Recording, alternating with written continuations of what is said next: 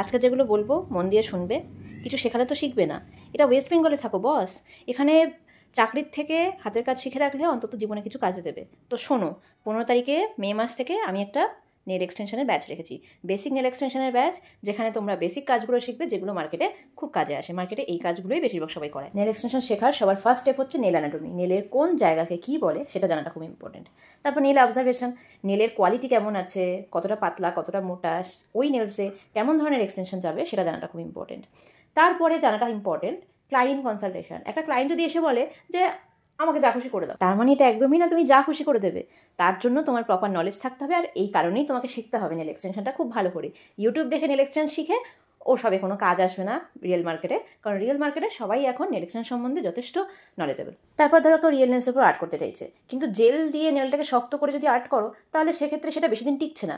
তাহলে সেক্ষেত্রে কি, বা ধরো কেউ কোনোদিন আঁকা শেখোনি, ব্রাশ দিয়ে তোমরা আর্ট করতেই পারছো না, ব্রাশ আর্ট করতেই পারছো না, তো সেক্ষেত্রে তোমরা ব্রাশ আর্টগুলো সহজ পদ্ধতিতে কীভাবে শিখবে, এই টেকনিকগুলো তোমাদেরকে শিখতে হবে। আবার ধরো তোমরা গ্লিটার অ্যাপ্লাই করছো, কিন্তু উপর থেকে গ্লিটার টপ কোট দেওয়ার পরেও খুব খসা খসা লাগছে, মানে হাতে আটকাচ্ছে বা বাজছে, তাহলে সেই প্রবলেমের সলিউশন কী করে করবে?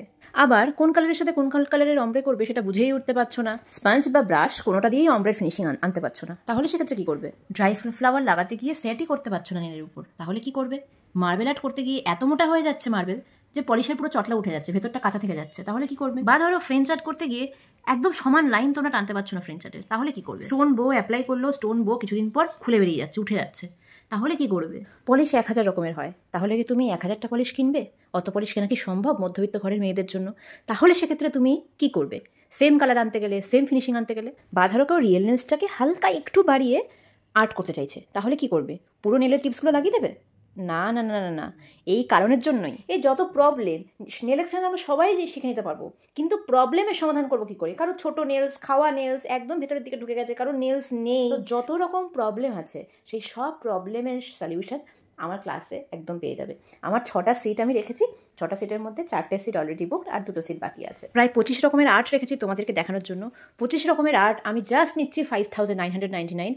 তোমরা যে কারোর কাছে জিজ্ঞেস করে দেখতে পারো, এই প্রাইসে কেউ তোমাদেরকে শেখাতে পারবে। আমি যেহেতু চাকরি করি তো বছরে 2টোর বেশি ক্লাস রাখতে পারি না, তো এই সুযোগটা হাতছাড়া করো না, যতটা পারবে শিখে নাও। এটা শেখার পর যাদের হাত সেট হয়ে যাবে তাদেরকেই আমি নেক্সট অ্যাডভান্স কোর্সের জন্য ভর্তি করিয়ে নেবো, এটার সাথে একসাথেই শিখে ফেলতে পারবে। আমার লোকেশন 2 নম্বর দেবীগড় মধ্যমগ্রাম। যারা দূর থেকে আসবে তাদের থাকা খাওয়ার ব্যবস্থা আমি করে দিতে পারবো, আর যাদের হাত একদম পুরো সেট হয়ে যাবে তাদেরকে আমি আমার পার্লারে একটা পার্মানেন্ট জব দিয়ে দেবো।